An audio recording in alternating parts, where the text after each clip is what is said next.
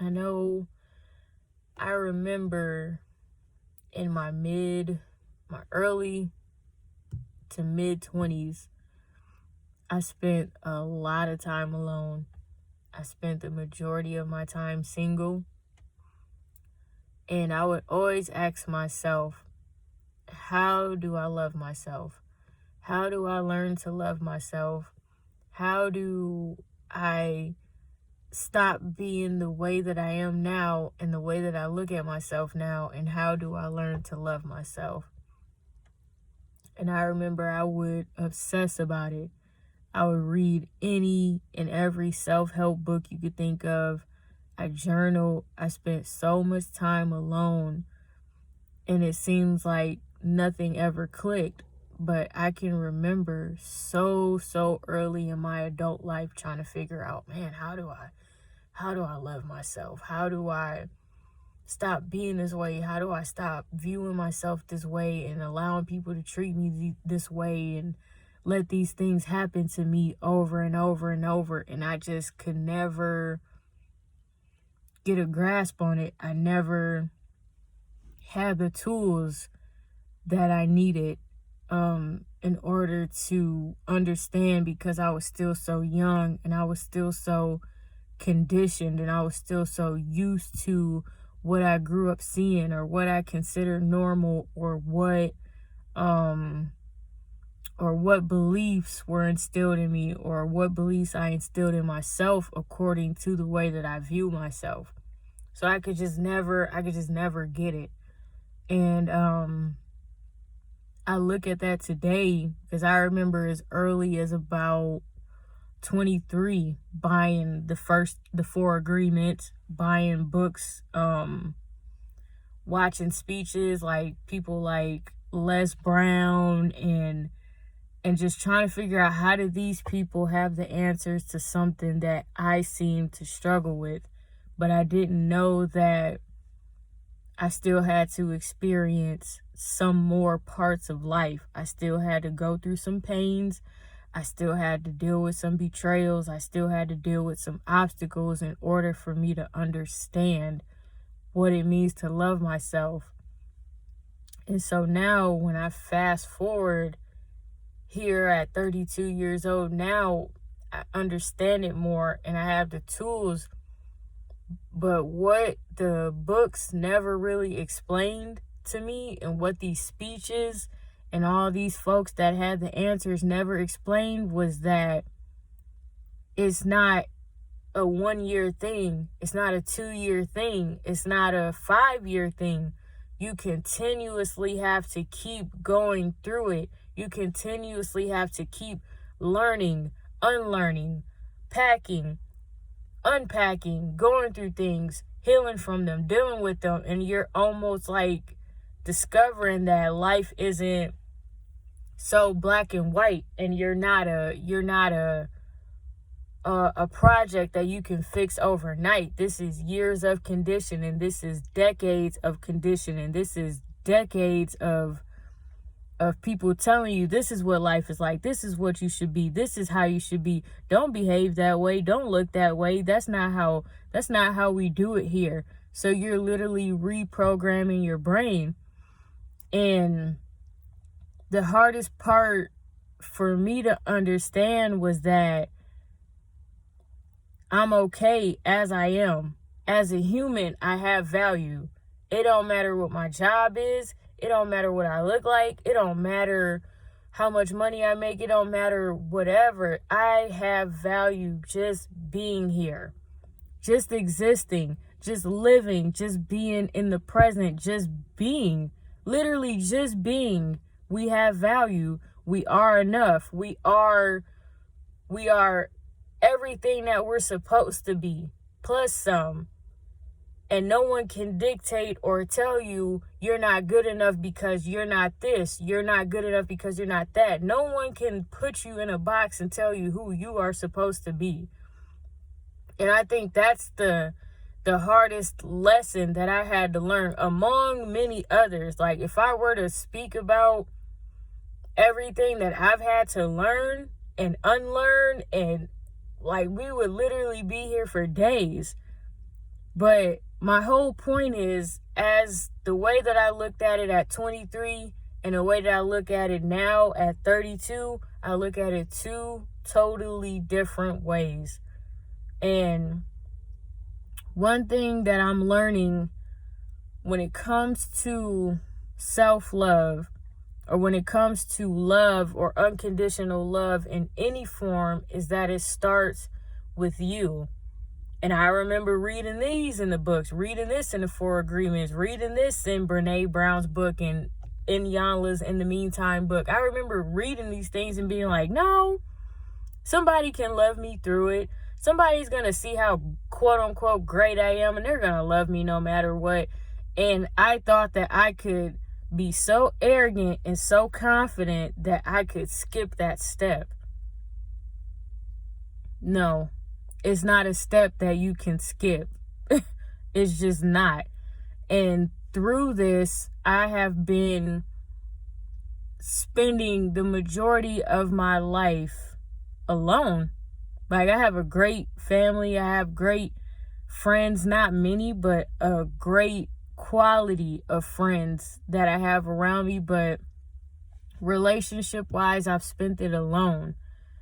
And it can be a double-edged sword, because there's certain things that your peers may experience that you don't experience, that you might become late to it in life, but that's okay as well, because your life is your life, and the way that things are being done is the way that it needs to be done for you, because there is no 1, 2, 3, 4, 5 step-by-step plan when it comes to learning to love yourself. It's whatever you believe in, God, spirit, the universe, Jah, whoever. It's none of my business, but it is your journey to have to, you got to go through these things. You have to go through these things. And for some reason, God, the universe, chose for me to spend it alone. And in this alone time, the most important things I've learned is the relationship starts and ends with you. The accountability part starts and ends with you. The healing that you're in charge, that you have to deal with, even though other people did it to you, you are in charge of it. The keeping promises to yourself, that when you say you're going to do something, then you do it. The learning to be your own best friend, learning to be your own doctor, learning to be your own therapist, learning to be your own everything. When your friends can't pick up, you got to be your own friend. You got to take back everything that happened to you in childhood. You got to be your own parent. You got to reparent yourself. You got to be your own mom and dad. If you don't have the best, especially if you don't have the best support system, or the people that are in your life or around you are still going through it, they're still processing their baggage, they're still dealing with what they were conditioned to learn. So now you got to repack and you got to relearn, and you have to do it all on your own. And it's not fun. It's not easy. It's not an overnight thing. It's not something where you can wake up and say, oh, well, now I love myself. Here I am. You got to constantly keep going through it.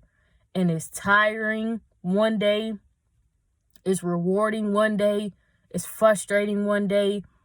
It's infuriating one day. It's peaceful one day.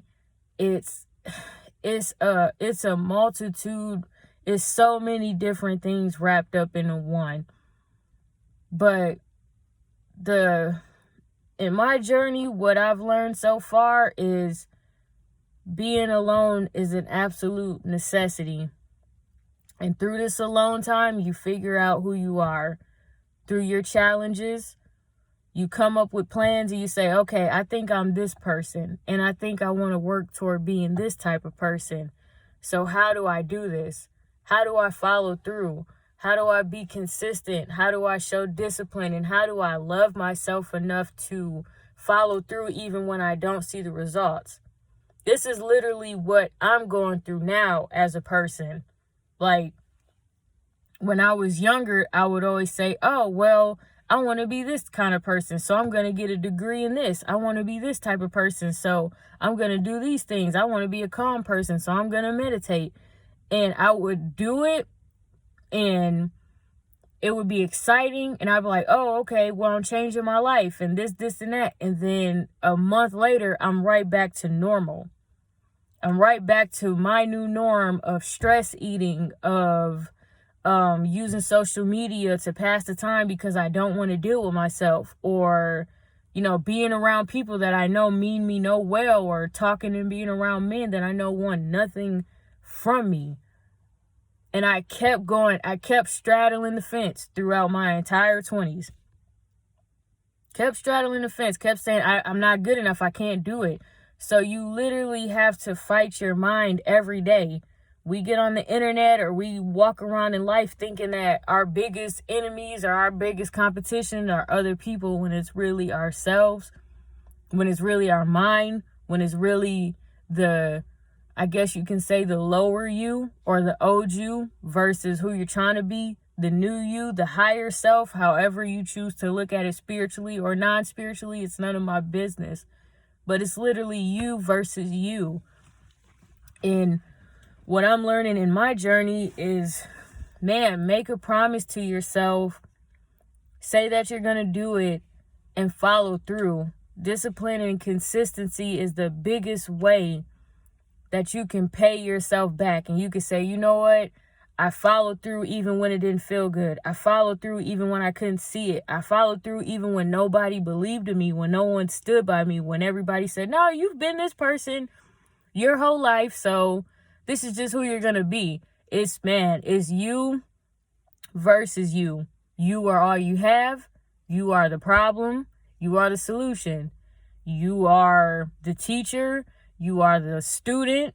You are your lover. As crazy as it sounds, you are your doctor. You are your nurse. Nobody knows you like you know you. So coming from a person who's had to learn so many lessons the hard way, and who's had to take my entire 20s and waste them, blow them, make all the worst decisions, even with in the back of my mind knowing that I know better, but I just didn't know my worth, and I didn't understand my value as a person, so I couldn't look past what my mind was telling me. I couldn't look past this is you. This is all you'll ever get.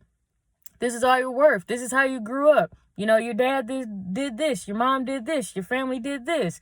Your ex-boyfriend did this. So this just must be what you're worth. As a person who spent my entire 20s wasting my time on those thoughts that weren't even real, if there's anything that I can tell you, fight them every single day. Fight them every single day. Show gratitude to the person that you are, but know the person that you're trying to be, and fight it. Fight your mind every single day. Go to war with your mind every single day. I know it's painful. I know it's hard. I know it's uncomfortable, but go to war with it. Stay in solitude. Stay to yourself. Be alone. Don't go damaging yourself or other people because you're not where you're supposed to be. Because I've been on the receiving end of damage, and I've been on the giving end of damage. So especially to my younger people that's listening to this, man, please hold yourself accountable, but have grace. Be patient with yourself, but stay on top of yourself. Be loving and be kind to yourself, but also, also tell yourself, I got to get it together. It's all about balance. Life ain't nothing but one big balancing scale. And whatever you want to be, whatever you feel your highest self is, or the version of yourself that you want to be, just spend every day trying to get there. Spend every day trying to get there and fight your mind. Follow through when it don't feel good. Be consistent when it don't feel good. Believe in yourself even when you do not see it. Even when nobody around you see it. You don't even have to tell them. Fuck them. But just show up for yourself. And it's so much easier said than done. I promise you it is, because that was me my entire 20s. Knowing what I wanted to be, knowing who I wanted to be, knowing what my ideal life looked like, but not believing that I was good enough to achieve it. It all starts with you. So if there's anything that you take from this video, go to war with your mind every day. Go to war with it every single day. and do not believe the lies that it tells you. So I'm going to keep talking about this. I'm going to keep going into more detail. And I know it's conversations in nature, but it's cold outside and it's raining here in Michigan. So I'm right by a tree, right by the water, right by the sky, but it's just cold. But I'm going to keep having these conversations. And if there's anyone who wants to reach out and say, man, I don't understand what you're saying. I don't get it. I need more. Like, everybody can do this. Anybody can say that. Please feel free to reach out. I'll have a conversation with anybody about this any day of the week because I've lived it throughout my entire life. So I wish anyone watching well. I hope you achieve what you're supposed to achieve. I hope you be who God or whoever you believe you were sent out to be. I hope you live to your fullest potential. And I hope you don't let your mind and your thoughts and what you may have been through stop you from being that. I thank you and I love you and I wish you well.